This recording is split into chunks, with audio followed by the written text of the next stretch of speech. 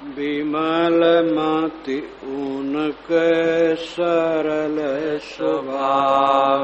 विमल मत उनके सरल स्वभाव। विमल मति उनके सरल स्वभाव। विमल मति उनके सरल स्वभाव। काम कला को बंधन जाने राख सुबसते ही भल पहचाने। काम कला को बंधन जाने राख स्वभाव ते भल पहचाने। घातक जानता ही को अपना सजग रहे सब ठाव। विमल मति उनके सरल स्वभाव। विमल मति उनके सरल स्वभाव। ध्वंस करें सब गति मति चावे जो ते विवश जानि दर्शावे। ध्वंस करे सब गति मति चावे जो ते विवश जानि दर्शावे। ममता हर्ष लखें ते ही छल को बुझाओ। विमल मति उनके सरल स्वभाव। विमल मति उनके सरल स्वभाव। मन बच कर्म न साधक वही के अंतःकरण अभाव ही रख के। मन वच कर्म न साधक वही के अंतःकरण अभाव ही रख के। ज्ञान अग्नि जा रहे बल ते ही का स्वश स्वतः ठहराओ। विमल मति उनके सरल स्वभाव। विमल मति उनके सरल स्वभाव। जो ते विवश जीव मतवारे तिनके फंद बचावहीं सारे। जो ते विवश जीव मतवारे तिनके फंद बचावे सारे। संयम नियम पालि सद्भावै तजय कुसंग लोभाव। विमल मति उनके सरल स्वभाव। विमल मति उनके सरल स्वभाव। ऐसे संत सहायक जीवन मन गति विपत्ति बिदारी रहीवन। ऐसे संत सहायक जीवन मन गति विपत्ति बिदार ही रहीवन। राग द्वेष जग संभव तज के आप में आप रहाओ। विमल मति उनके सरल स्वभाव। विमल मति उनके सरल स्वभाव। कहें कबीर संत की करनी जानी मानते को लखी परनी। कहे कबीर संत के करनी जान मानते को लख परनी। धारण करे सबस सो होए संसृत चक्र नसाओ। विमल मति उनके सरल स्वभाव। विमल मति उनके सरल स्वभाव। विमल मति उनके सरल स्वभाव। जो संसार से निष्काम हो गए हैं और अपने आप में निरंतर लीन है, उनकी मति विमल होती। उनकी बुद्धि में कोई विकार नहीं होता है। सारा विकार सांसारिक भोगों के लिए है। भोग के विषय में कल परिभाषा मैंने कही थी। मन सहित इंद्रियों द्वारा पदार्थों से जुड़कर जो रस की कल्पना की जाती है, ये भोग है। जैसे कोई कल्पना करे, मैं इतना बड़ा हूं, मेरी देह बड़ी है, मेरी उम्र बड़ी है, मेरा ज्ञान बड़ा है, मेरे सद्गुण बड़े हैं, मेरा पद बड़ा है। इस प्रकार अगर सोचता है तो ये भोग में हो गया। शरीर तो मेरा है नहीं, बुद्धि और ज्ञान शरीर आधारित है, और उसी का हमें घमंड है।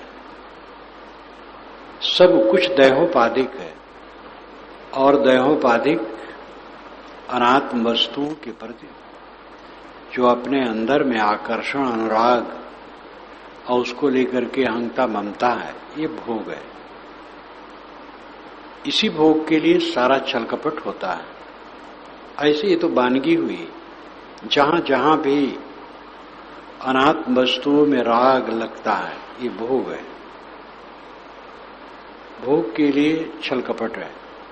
जहां पर ऐसा हो गया कि देह से लेके पूरा संसार अनात्म है, अनित्य है, दुखपूर्ण है, इससे मेरा वास्तविक संबंध नहीं, और अब सारी आसक्ति, सारा मोह छोड़कर अपने आप में लीन रहना है, यही जीवन का फल है। देह और संसार निरंतर छूट रही है और छूटना है। मोह बनाए रखे तो फिर इसमें भटकना है। जीवन में दुख और फिर भटकना। मोह छोड़ दे, दुख खत्म है, भटकना खत्म है। क्यों मोह रखे? जो छूटना है उससे मोह क्या? मरना है जब अवश्य मोहब्बत करना झूठा, करिए भजन विचार विषय से रहिए रूठा। ये जिसको दृढ़ निश्चय है और सब समय वो अंत को देखते हैं, स्वरूप भाव में रहते हैं, उसका आनंद अखंड है और सदा कृतार्थ रूप है। उनके चित्त में मल कैसे होगा? विमल मत उनके किनके? संत का। संत की मत विमल होती और सरल स्वभाव होता है। कुटिलता भी भोग के लिए है। जिन्हें कुछ पाने की इच्छा नहीं, क्यों कुटिलता करेंगे? जीवन का असली स्वरूप निष्काम निर्माण होने पर उपस्थित होता है। विमल मति उनके सरल स्वभाव। काम कला को बंधन जाने, राग सुबस्ते फल पहचाने। काम की कला को बंधन समझते हैं और उसको सुबस रख करके उसको भली प्रकार पहचानते हैं। मन को सुबस रखते हैं। काम कला, कला गुण, हुनर, तरकीब, युक्ति। कुछ पाने की इच्छा होती है जब, कपट, छल, चतुरता, चालाकी ये सब आती है। काम नर नारी संबंधित क्रिया के साथ मान बढ़ाई इत्यादि भी पाने की इच्छा, सब काम है। काम से बस एक ही अर्थ लोग मान लेते मोटा मोटी, लेकिन वही केवल नहीं, वो तो है ही, लेकिन और सब जहां तक संसार से राग की बात है सब काम है। और जहां काम मन में आया तहां उसकी कला, उसके लिए हुनर, तरकीब, युक्त सोचना और रेच मेच बनाना, मन में दूसरे को मूर्ख बनाना, यही सब चालू हो जाता है। ये मनोविज्ञान को समझो। कुछ चाहोगे तो छली होगे, कुछ न चाहो। कुछ न चाहने से आपका नुकसान नहीं होगा। जहां हो जो योग्य है वो काम करो, संयम पूर्वक। कर्तव्य करना चाहिए, लेकिन कर्तव्य में भी मर्यादा होनी चाहिए। किस अवस्था में कब कितना कर्तव्य है। कल्याण का काम सबसे बड़ा काम है। देह गुजर का भी काम करो। कल्याण का काम के लिए ही सब कुछ है। जिसके अंदर से काम वासना मिट गई, कुछ पाने की इच्छा नहीं संसार से,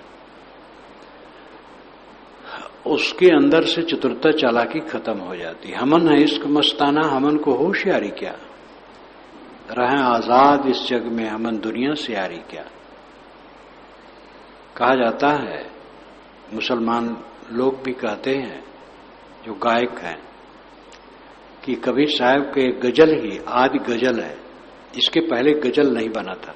हमन है इश्क मस्ताना, हमन को होशियारी क्या।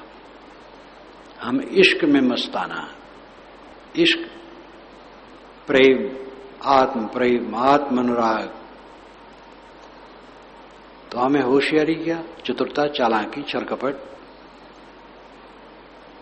और जिसकी कामना मिटी, चतुरता चालाकी मिटी, वो सरल मत का, सरल हृदय, निर्मल मन। असली जीवन यही है। काम कला को बंधन जाने, निष्काम संत काल कला को बंधन रूप समझते हैं। राख सुबसते ही भल पहचाने, उसको सुबस रखते हैं, उस पर विजय प्राप्त करते हैं, क्योंकि उसको अच्छी तरह से पहचानते हैं।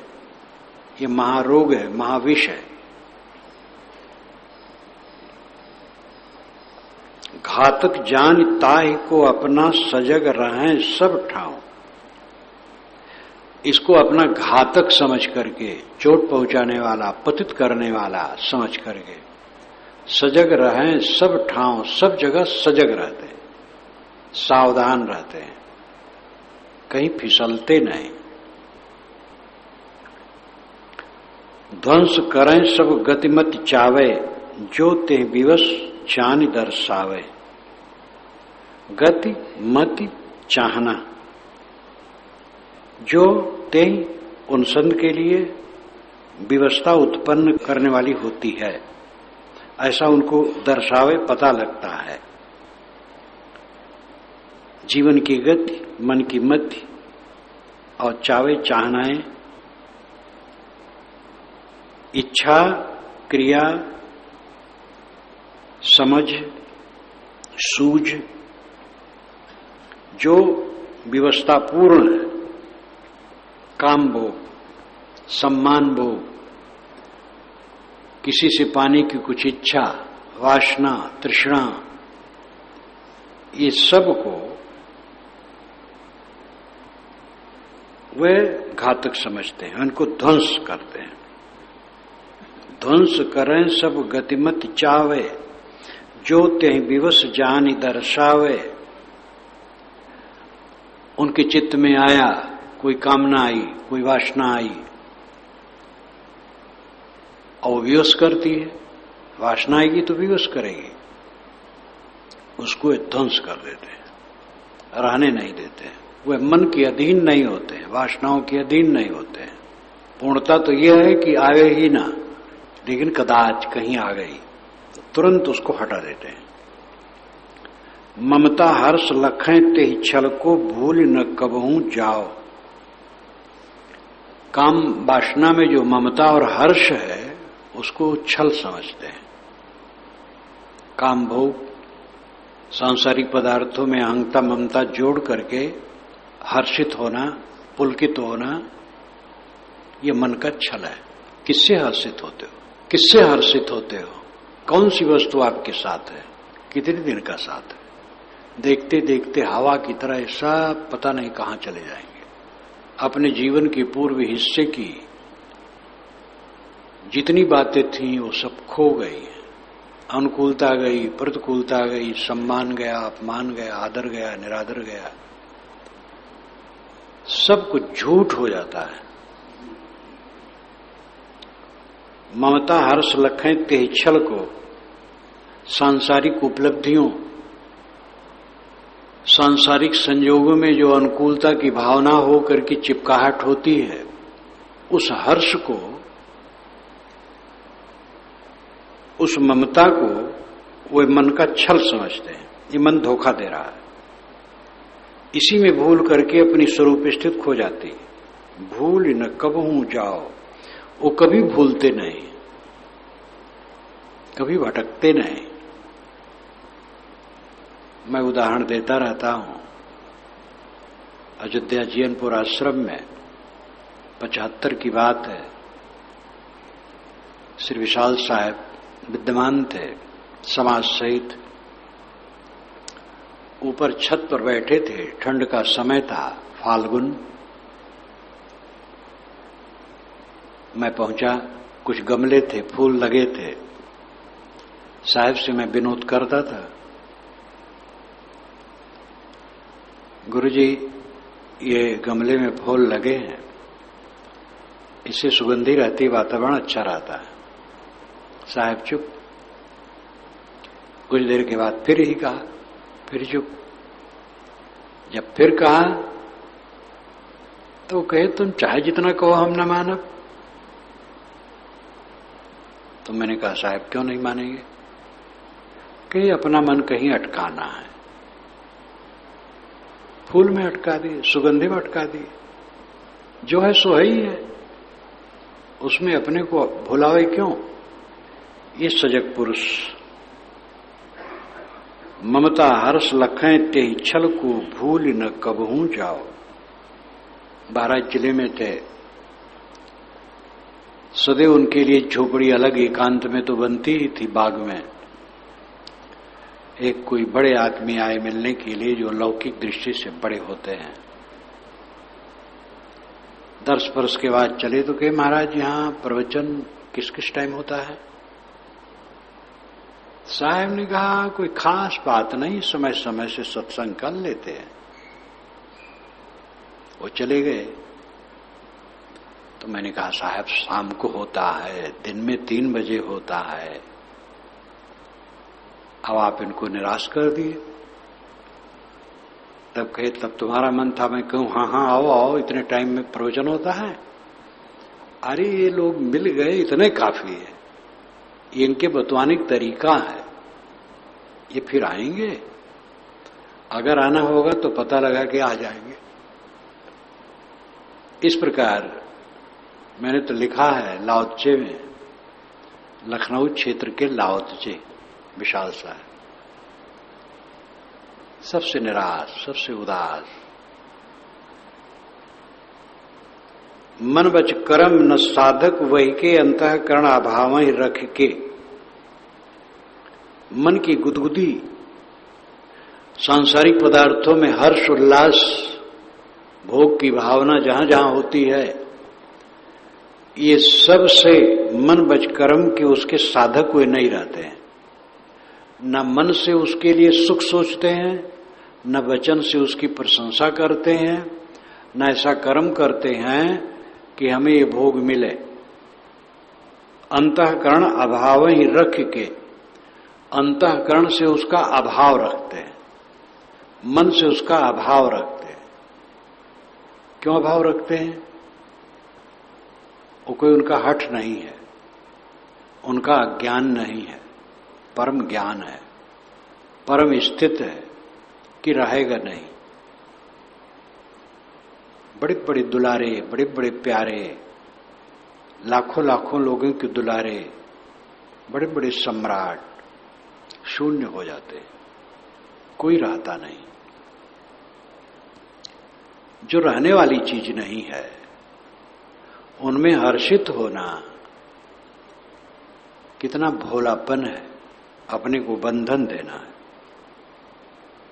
ज्ञान अग्नि जारे बल तेह का सुबह स्वतः ठहराओ। बाहर के आकर्षण को ज्ञान की अग्नि के बल से भस्म कर देते हैं और सुबह स्वतः ठहराओ, सुबह होकर के स्वतः में स्थित होते हैं। बाहर का राग कट गया, स्वतः में स्थित है। सबका कथन यही, स्वामी शंकर का विवेक चूड़ामणि देखो, बारंबार यही है। उपाधि भेदात स्वयमेव भिद्यते चोपाधि पोहे स्वयमेव केवला। उपाधि भेदात स्वयमेव भिद्यते, उपाधि के भेद में पढ़ करके तो स्वयं छिन्न भिन्न हो। उपाधि का मतलब संयोग, संबंध, अपने अलावा जो कुछ भी संबंध है उपाधि है।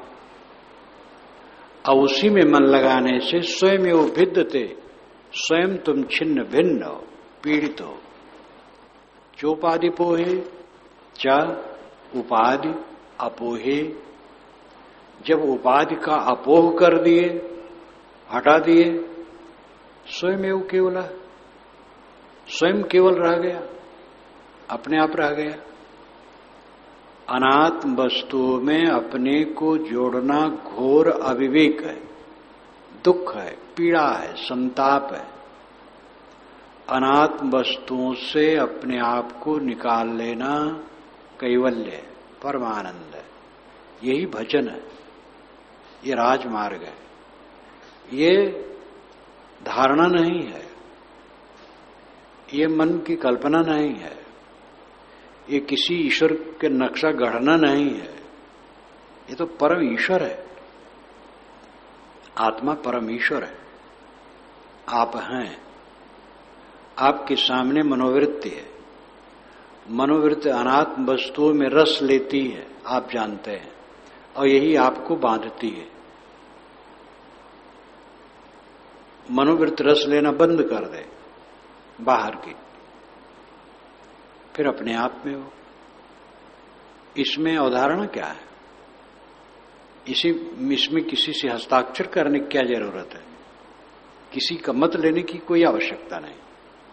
यही मोक्ष है। आत्मा और अनात्मा के बीच में मन है।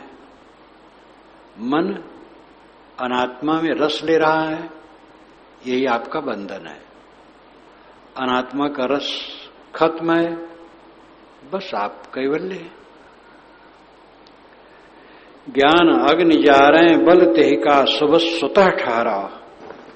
ज्ञान के अग्नि से मन के विषय वासनाओं के हर्ष को जला देते हैं और सुबह स्वतः ठहराओ।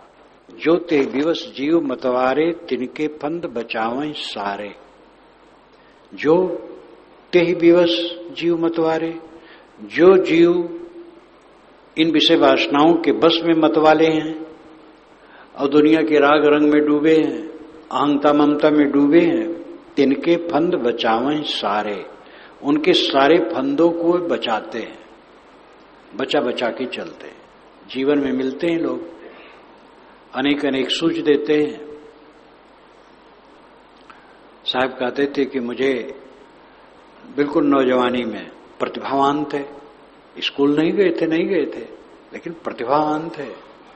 प्रतिभावान की अलग स्थिति होती है। गोस्वामी जी भी कोई बहुत पढ़े लिखे थोड़े थे, प्रतिभा के विशाल भंडार थे। तब ऐसा सुंदर काव्य उन्होंने लिखा। विश्व कवि रविन्द्रनाथ टैगोर कहा जाता, 8वीं कक्षा तक पढ़े थे बस, और विश्व कवि कहलाए।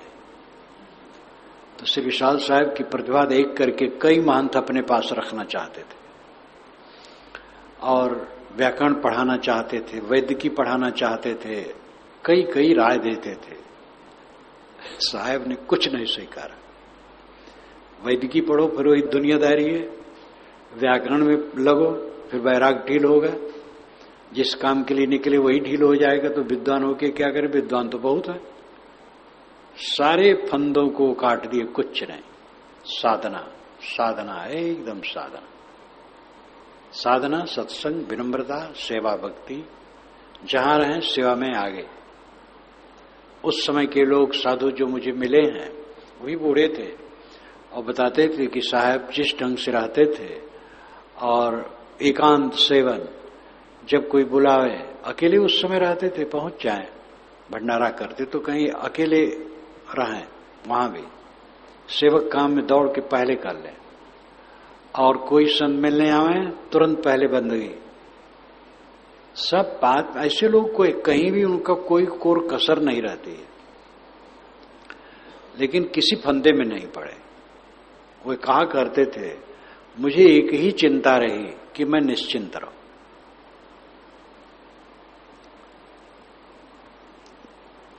जो ते विवश जीव मतवारे तिनके फंद बचावें सारे। जो जीव तेह के विवश, विषय वासनाओं की विवश हैं, दुनिया के अहंकार के विवश हैं और उसे मत वाले हैं, उनके फंदों से अपने को बचाते हैं, क्योंकि वे लोग फंदा डालने वाले होते हैं। संयम नियम पाल सद्भावें तजय कुसंग लोभाव। वे संयम का पालन करते हैं, नियम का पालन करते हैं, सद्भाव में रहते हैं, श्री विशाल साहब अकेले में बैठ करके वैराग शतक का पाठ 5-6 बार घूम घूम के कर डाले। श्री पूर्ण साहब के वैराग शतक का पाठ 127 दोहे 5-5, 6-6, 7-7 बार, खत्म हो जाए तो फिर शुरू, खत्म हो जाए तो फिर शुरू। वो कहें किसी पुस्तक को 100 बार पढ़ डालो, 100 बार पढ़ना मालूम तो 2-4 बार पढ़ना है। एकदम अद्भुत। वैज्ञानिक लोग क्या करते रहे, जिसमें लगे उसी में डट पड़े, भूल गए घर द्वार। कितने वैज्ञानिक तो विवाह ही नहीं किए। हमारे अबुल कलाम पूर्व राष्ट्रपति ही कहा, विवाह नहीं हुआ और उसी में लगन। तो जिनको अनुराग जिस दिशा में हो जाता है, दूसरी दिशाएं फीकी हो जाती। संयम नियम पाली सद्भावें तजई कुसंग लोभाव। कुसंग में जो लोभ है उसको छोड़ देते हैं। धनियों की संगत, धनी और पढ़े लिखे दोनों से साहब डरते थे। धनी से उदास रहते थे और बहुत पढ़े लिखे लोगों से भी उदास रहते थे। ये बड़े प्रपंच करने वाले हैं। ऐसे संत सहायक जीवन मनगत विपत्ति बिदारी रहीवन। जो इस प्रकार के संत होते हैं वे जीवों के सहायक हैं, क्योंकि सब जीव पीड़ित हैं। सारा संसार दुखाग्नि में झुलस रहा है। झोपड़ी से महल तक सब दुखी है, लेकिन वो जानते नहीं, दुख भोगते हैं, समझते नहीं।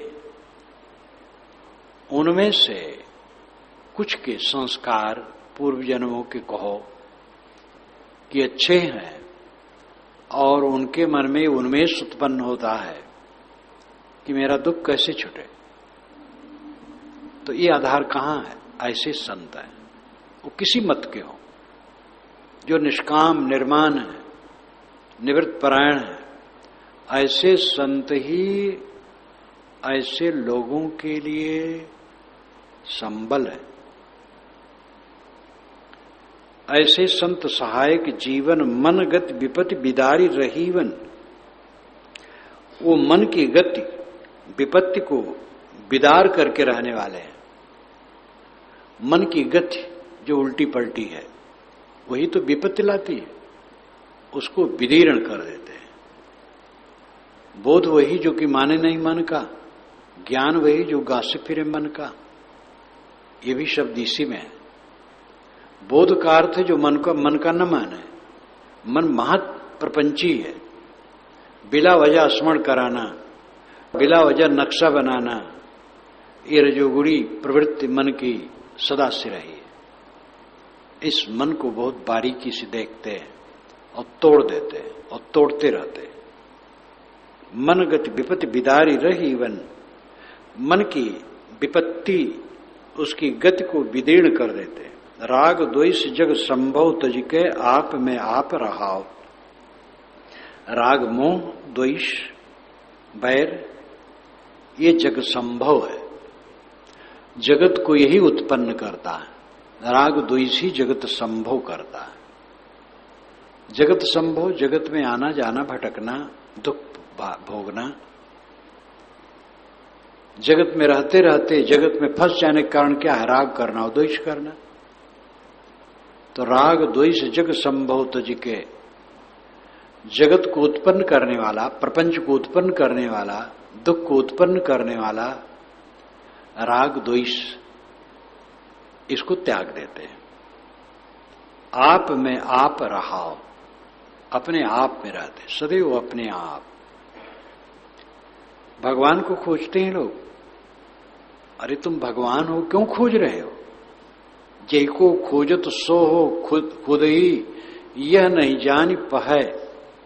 ये भी इसी ग्रंथ का है। जय को खोजत सो हो खुद ही, यह नहीं जान पाए। जिसको खोज रहा हूं मैं खुद हूं, ये समझ नहीं पा रहा है। कहें कबीर संत की करनी, जान मान तेह को लख परनी। श्री विशाल साहब कहते हैं कि ये सूझ मुझे नहीं थी, कबीर साहब ने मुझे सूझ दी कि संत की करनी यही है, जान मान तेह को लख परनी। जो ये संत की करनी है, निष्काम, निर्माण, निर्द्वंद, विवाद रहित, कलह रहित हो जाना। कामना रहित हुआ, कलह रहित हुआ। मान अहंग है ही नहीं, कोई गाली दे दे कलह क्यों करेगा?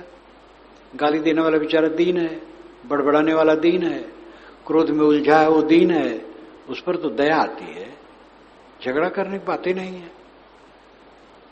जान मान ते को लख परनी, जो संत की करनी है, जो जानेगा मानेगा उसको समझ में आएगा। संत को समझना भी तो बड़ी बात है। धारण करें सुबह सोहोए संसिर चक्र नसाओ। जो संतों का आचरण है, संतों का उपदेश है, जो कोई धारण करेगा वो सुबह हो जाएगा। संसिर चक्र नसाओ, उसका संसिर चक्र नष्ट हो जाएगा। संसिर चक्र है आवागमन। संसिर चक्र इस जीवन में है मन का विकारों में घूमते रहना। रागात्मक बुद्धि संसित चक्र है। चित्त की रागात्मक प्रवृत्ति खत्म हो जाती है। ऐसा जीव भवबंधनों से मुक्त हो जाता है। विमल मति उनके सरल स्वभाव।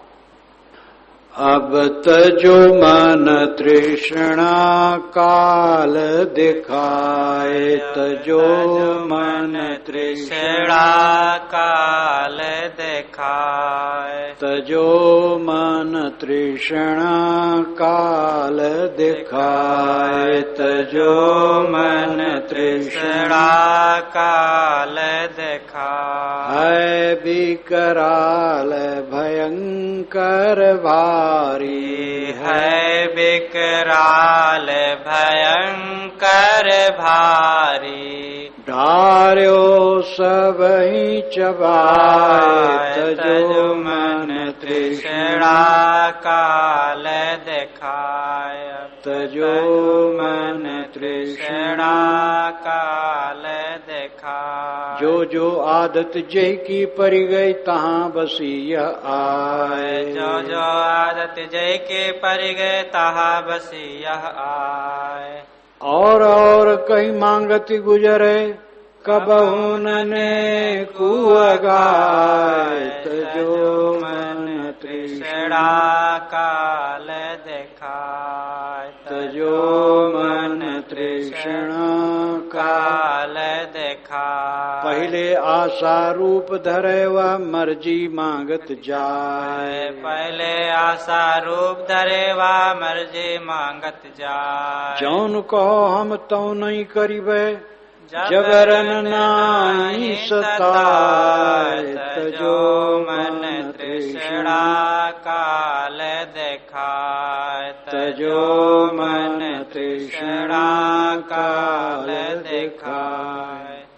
जो कहूँ मान ले तेहि बातन अवगत सबई कराए, जो कहूँ मान ले ते बातन अवगत सबही कराए। जन्मानंतन ताहि धरावे, त्रास अमित देख लाए, तजो मन तृष्णा काल दिखाए, तजो मन तृष्णा काल दिखाए। सब ताकत ते जीव की हरि कह जबरन देत नचाए, सब ताकत ते जीव की हरि के जबरन देत नचाए। पूर करत कोई पाछे पछरे, देत दिलासा ताए, तजो मन तृष्णा काल दिखाए, तजो मन तृष्णा काल दिखाए। छल बल करि के विवश न आवे, जीवन बहुत भ्रमाए, छल बल करके विवश न आवे,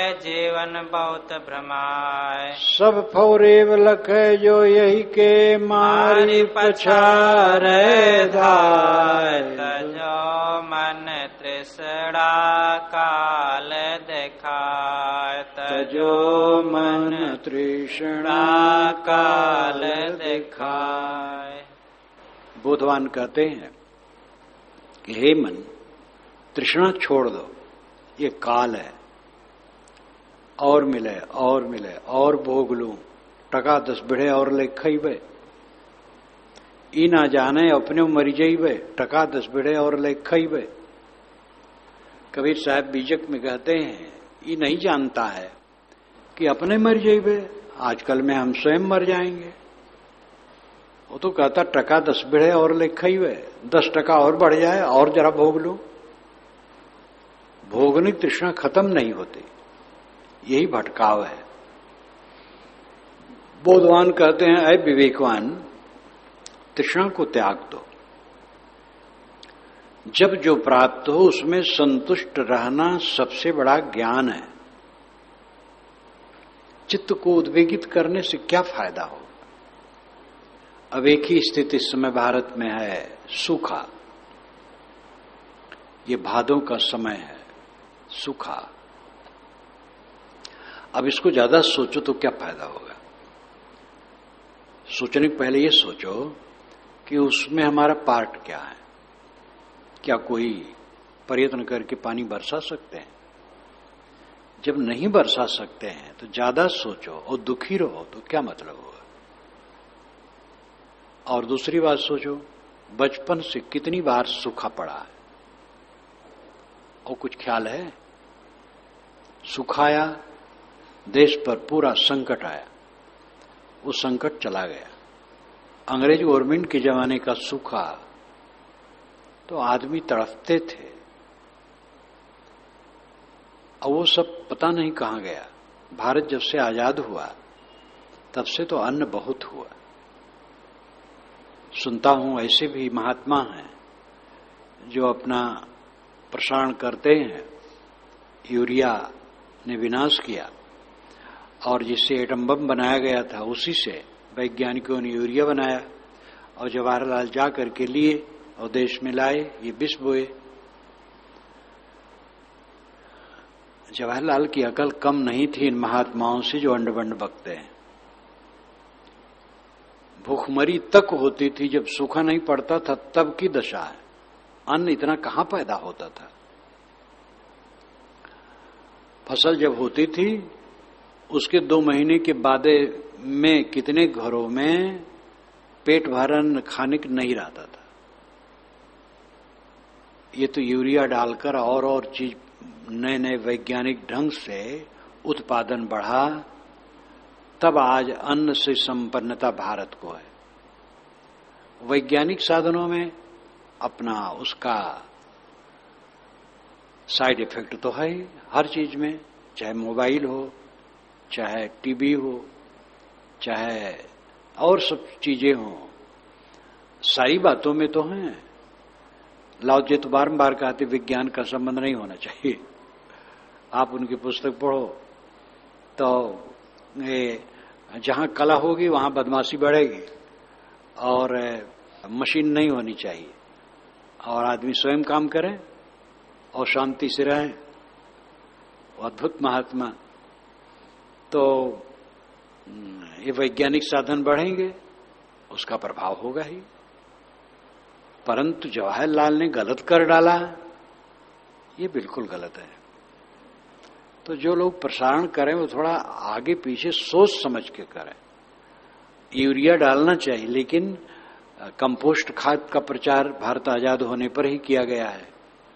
अब किसान लोग असावधानी करते हैं, जानवर रखना बंद कर रहे हैं। गोबर होता वो कंडा पात करके बेचते हैं। कंपोस्ट खाद होना चाहिए, गड्ढा खोद करके कंपोस्ट खाद बनाने का विधान बताया गया था भारत आजाद के बाद। तो देसी खाद डालना जरूरी है, और फिर यूरिया भी उसकी शक्ति को बढ़ाने के लिए। और जो गलत हो फिर उसको शोध करके और ढंग से अपनाने की आवश्यकता है। राष्ट्र नायकों ने जो देश का हित किया, उनकी आलोचना में लगना बहुत गलत है विकराल भयंकर भारी डार्यो सब ही चबाए। ये तृष्णा भारी भयंकर है और विकराल है। डार्यो सब ही चबाए, ये सबको चबा डाला। तृष्णा में पड़ करके सब जीव जल रहे हैं, और की इच्छा, और की इच्छा। हाँ, तो मैं कह रहा था कि सूखा पड़ा और गया। ऐसा सूखा मैंने देखा है कि धान की फसल एकदम लाला रही है और बाली फूटने पर है और पानी एकदम बंद हो गया, और बंद हो गया तो बंदे हो गया, एक बूंद कभी नहीं गिरा 2 महीने तक, सब सूख गया और एक पाव भी अन्न नहीं हुआ। वो भी दिन पता नहीं कहां चला गया, भूल गया। आज ये संकट नहीं है। आज तो इतना अन्न भारत में सरकार के पास स्टॉक है कि पूरा सूखा पड़ जाए तो वो पेट भर सरकार खिला सकती है, वितरण में ईमानदारी हो, मेहनत हो तो। लेकिन ऐसा भी नहीं है कि भारत में ऐसा हो जाए कि कहीं कुछ हो ही ना। तो सूखा पड़ा है, अब इसको लेके सोचें, दिमाग खराब होगा, फायदा कुछ नहीं होगा। वर्षा तो सकते नहीं है, इसलिए उसको कुछ न सोचे, जो है सो है, स्वीकारना है, फिर ये भी चला जाएगा। अपने दिमाग में ऐसी बात को स्थान न दो जो केवल तकलीफ दे और उसमें कोई उपाय न हो। उपाय हो तो सोचो और कुछ करो। पानी बरसा सको तो बहुत बढ़िया है, नहीं बरसा सकते हो तो उसको मत सोचो, जो है सो ठीक है, आएगा जाएगा, सब खाएं पिएंगे रहेंगे। चित्त को सबस रखो, जो जो आदत जय की परिगय तहां बसी यह आए। जिनकी आदत जहां पड़ जाती है, तृष्णा वहीं आकर के अड्डा जमा लेती है। कहीं भी हो और कहीं मांगत गुजरे, कबहु न नेकु अघाए। और कह करके मांगती है, और दो, कभी अघाती नहीं है। तृष्णा को छोड़े बिना कोई सुखी हो ही नहीं सकता है। और ये सावधान रहो, जहां रस लगा वहीं तृष्णा आके जमेगी। सदैव दृष्टा रहो, सदैव सावधान। साधना का मतलब है निरंतर जागरूक। फाम आगे, फाम पाछे, फाम दाहिने डेर, फाम पर जो फाम करे सो फाम है मेरी। ये बीजक की साकी है। आगे पीछे दाएं बाएं सावधान। पहले आशा रूप धरे वह मर्जी मांगत जाए। पहले आशा रूप धारण करती है तृष्णा, आशा होती ये चीज मिल जाए, और मर्जी करती, इच्छा करती है और मांगती चली जाती है, फिर तृष्णा बढ़ती चली जाती है। जौन कहो हम तौन ही करवे, जबरन ना ही सताए। ये इच्छा हमें बताती है तुम घबराओ ना, तुम्हें हम जबरदस्ती सताएंगे नहीं, तुम जो कहते हो वही करेंगे, तुम्हें हम सुख देंगे, तुम घबराते क्यों हो? ये भोगों को भोगो, तुम्हें आनंद मिलेगा। इस प्रकार मन हमें सिखाता है, सुखाध्यासी मन हमें सिखाता है। जो कहूं मान ले ते बातन अवगत सब ही कराए। अगर ये तृष्णा की, मन की, कामना की बात कोई मान ले तो उसकी सब प्रकार की अवगत कराती है। श्री विशाल साहब निरंतर मनोविज्ञान में रहे, मन ही को देखे, मन ही को शोधे, मन ही को तौले, मन ही को ठीक किए। मन की बात न माने, मन से सावधान रहे। जन्म अनंतन ताई धरावे त्रास अमित दिखलाए। ये वासना तृष्णा जीव को अनंतो जन्म धराती आई है, और अगर सावधान न रहा तो आगे भी दशा रहेगी। त्रास अमित दिखलाए, अमित त्रास पीड़ा दिखाने वाली है। सब ताकत ते जीव के हरि के जबरन देत न चाहे। ते जीव जो तृष्णा के बस है, उसकी सारी ताकत हर लेती है। किसी विषय में आपकी तृष्णा हुई, आप कमजोर हुए। जहां जहां मन बना वहीं वहीं कमजोर हुए। बीड़ी पीने की आदत हुई, बीड़ी बिना परेशान। तंबाकू खाने की आदत हुई, तंबाकू बिना परेशान, वहीं कमजोर। कितने राष्ट्रनायक, कितने बादशाह सम्राट, विपक्षियों ने मिलकर के सुंदरी युवतियों को उनके पास भेज दिया, प्रशिक्षित होकर गई थी। उनको मोह माया में सम्राट को इतना डाला कि निकम्मा कर दिया, और फिर दुश्मन उन पर चढ़ गए और कब्जा कर ले। आदमी जहां कहीं भी तृष्णा वाला हुआ, अपना मन रमाया, फिर वहीं कमजोर हो जाता है। जो अपने मन को किसी विषय में नहीं रमाता वो बलवान होता है। कहीं आदत नहीं, कहीं तृष्णा नहीं, कहीं कामना नहीं, अपने आप में पूर्ण। कहीं कामना वासना तृष्णा करोगे बस कमजोर हो जाओगे और फिर पीड़ित होगे।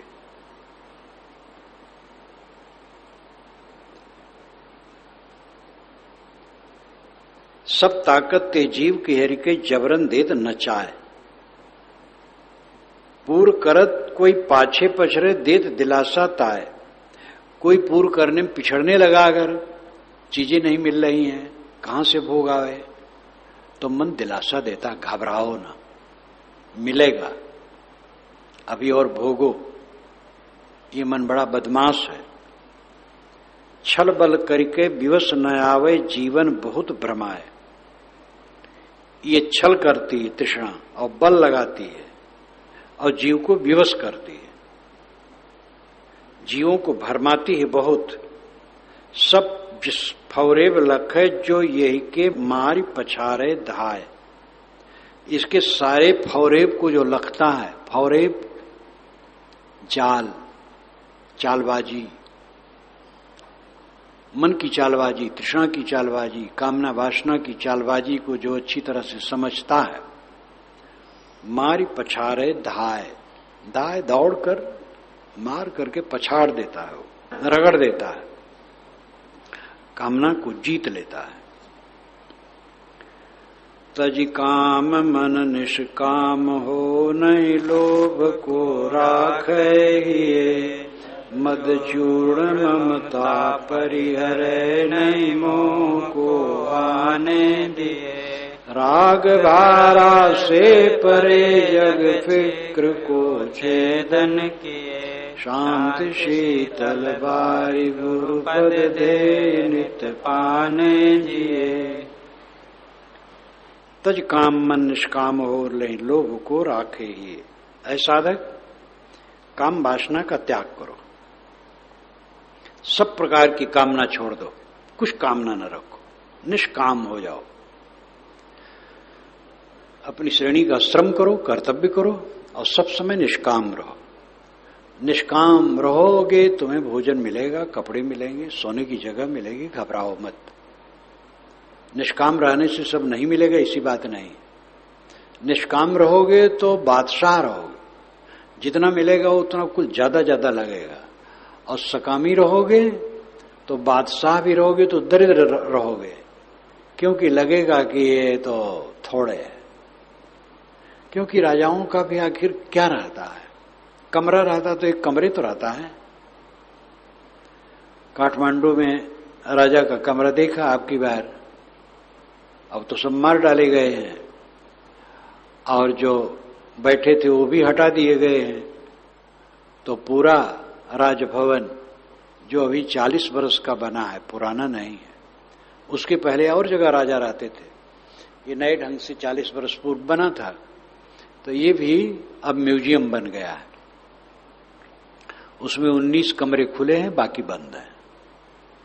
तो जहां राजा साहब बैठते थे, सिंहासन देखा। अब सिंहासन क्या है, वो कमरा है। ये नहीं कि बहुत बड़ा कमरा हो, कमरा है और उसमें एक तरफ ऊंची गद्दी लगी है, तो वो भी सीमित ही तो है। बाथरूम है और कुछ है, जहां खाते थे वो है, जहां मिलते थे वो है। कमरा कमरा है और है क्या आखिर, टीम टाम है, तो वो भी सीमित ही तो है। जितना बड़ा ये कक्ष है ऐसा तो कमरा कोई नहीं था, लेकिन ये भी तो सीमित है। संसार की समस्त वस्तुएं सीमित होती हैं, तो तृष्णा कहीं संतोष पाएगी? वो तो तृष्णा त्यागने ही से संतोष होगा। जहां बैठा है वहीं राजभवन है। उपनिषद का जो वर्णन है, ब्रह्मानंद बल्ली, आनंद बल्ली, ब्रह्मानंद बल्ली, एक नवयुवक है, बलवान है, विद्वान है, आशावान है, उत्साही है, और पृथ्वी का सारा भोग उसी के लिए है, तो मानो एक ये मानुष आनंद है। ऐसा 100 मानुष आनंद इकट्ठा करो तो एक गंधर्व आनंद है। ऐसा 100 गंधर्व आनंद इकट्ठा करो तो एक पितर आनंद है। एक ऐसा 100 पितर आनंद इकट्ठा करो तो एक देव आनंद है। ऐसा 100 देव आनंद इकट्ठा करो तो एक इंद्र आनंद है। ऐसा 100 इंद्र आनंद इकट्ठा करो तो एक बृहस्पति आनंद है। और ऐसा 100 बृहस्पति आनंद इकट्ठा करो तो एक प्रजापति आनंद है। और ऐसा 100 प्रजापति आनंद इकट्ठा करो तो फिर एक ब्रह्मा का आनंद है। और ये सब आनंद एक तरफ रख दो। और एक व्यक्ति ऐसा है जो निष्काम है पूरा और आत्मलीन है, तो उसके आनंद के समान ये कोई नहीं। इसमें और भी कड़ियां जोड़े हैं, लेकिन वो सब का अर्थ क्या है? ऋषि समझाना चाहते हैं कि तुम लुभाते किसके लिए हो? यही तो लुभाते हो कि तुम बलवान रहो, सुंदर रहो, विद्वान रहो और पृथ्वी का सारा ऐश्वर्य तुम्हारे लिए रहे। ये अनुभव का विषय प्रत्यक्ष। और फिर आगे देवताओं, पितरों इत्यादि का, ब्रह्मा इंद्र इत्यादि की काल्पनिक बातें हैं। इन्हीं में सब तो तुम्हारा मन जाता है। लेकिन जहां मन बाहर लगेगा वहां खिन्नता, छीणता, वियोग तो बने रहेगा। जहां मन नहीं होगा, जहां कामना ही नहीं होगी, वो सुख अखंड होगा। वो निष्कामता का सुख है। जहां पर यत्र नानद पश्यत नानद शृणोत नानद विजानात सब भूमा, जहां दूसरे को नहीं देखता, दूसरे को नहीं सुनता, दूसरे को नहीं जानता, वो भूमा, वो सुख है, वो अनंत सुख है। तज काम मन निष्काम हो नहीं लोगों को राखे। ऐ मन, कामना को छोड़ दे, निष्काम हो जा। हृदय में लोभ न रखकर मद चूर्ण ममता परिहरे। सारा मत तेरी मूर्खता है, उसको तोड़ दे। ममता का त्याग कर दे, तेरे साथ कुछ रहने वाला नहीं। मोह को आने दिए, मोह को तो आने ही न दो अपने पास। राग भारा से परे, राग के बोझा से परे रहो। राग न बांधो किसी का, कोई साथ में रहने वाला नहीं है, इसलिए किसी का राग मत बांधो। जग फिक्र को छेदन किए, जगत के फिक्र को छेद के फेंक दो। फिक्र करने से क्या होगा? जो है सब ठीक है। फिक्र करने से हम बदल नहीं सकते, जो है सो है। उसमें संतोष पूर्वक, विवेक पूर्वक जियो। शांत शीतल बारी गुरुपद दे नित पाने जिए। गुरुपद शांत शीतल बारी है, शांति शीतल बारी है, वो गुरुपद में। शांति परम सुख है। 7 दीप 9 खंड में 3 लोक जगमाए। तुलसी शांति समान सुख अपर दूसरो नाहि। ये वैराग संदीपनी में है। उनकी छोटी सी पुस्तक है जो 160 पंक्तियां कुल हैं लगभग। ये तुलसी पंचामृत में आया है मेरी पुस्तक में। और आगे वैराग त्रिवेणी का मैं संपादन कर रहा हूं, इसमें भी ये पूरी पुस्तक आएगी। भरतेर वैराग शतक, श्री पूर्ण साग वैराग शतक और गोस्वामी जी की संदीपनी आएगी। उसका एक ही दोहा है, 7 दीप 9 खंड में 3 लोक जगमाए। तुलसी शांति समान सुख अपर दूसरो नाय। 3 लोक 9 खंड में, 7 दीप में, पूरे ब्रह्मांड में शांत के समान कहीं कुछ दूसरा नहीं। अब यहां सब जितना कर्म कांड था, दैववाद था, अवतारवाद था और भगवान से मिलकर आनंद की कल्पना, सब खत्म है। यहां बिल्कुल खाटी की बात गोस्वामी जी कहते हैं, बोध की बात, उपनिषद की बात, निर्गुणी धारा की बात।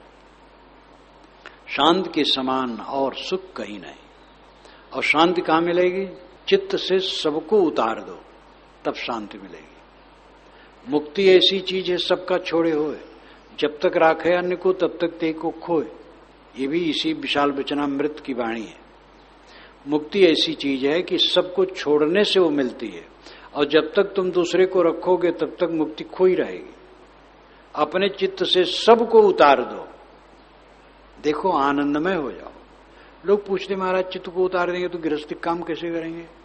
अरे गृहस्थी काम हम लोग नहीं करते हैं, ये हम लोगों का काम, ये काम नहीं है। ऐसे गृहस्थी काम करो, गृहस्थी काम खूब कर सकते हो, लेकिन चित्त को निष्काम रखो। शांति शीतल बारी, शांति शीतल बारी है, शीतल जल है। और वो कहाँ है? गुरुपद में, गुरु के चरणों में है, गुरु की भक्ति में है, पवित्र रहनी में है, स्वरूप स्थित में है। गुरुपद का अर्थ गुरु के चरण। गुरु के चरण का मतलब नहीं पैर पकड़ के बैठ जाओ। गुरु के चरण का लाक्षणिक अर्थ है उनकी शरण अधीनता में रहो। और गुरुपद पवित्र रहनी का समुच्चय, क्षमा, दया, शील, संतोष, धीरज, विवेक, वैराग, भक्ति, ये सब के समुच्चय की रहनी गुरुपद है। जैसे थानेदार का पद, ऐसे गुरु का पद क्या है? पवित्र रहनी में जीना। और गुरुपद का अंतिम अर्थ है शुद्ध चैतन्य तत्व, आत्म तत्व। आत्म तत्व ही गुरुपद है, ब्रह्मपद है, ब्रह्म तत्व है। आत्म तत्व, ब्रह्म तत्व, गुरु तत्व एक ही बात है। तो शांति शीतल वारी है और वो गुरुपद में है। देह नित पाने जिए, यही हमारा देह होना चाहिए कि निरंतर इसी का पान करें, शांति का पान करें, गुरु की शरण में रहें, पवित्र रहनी में रहें, स्वरूप बोध में रहें। और यही परम शांति है, परमानंद है।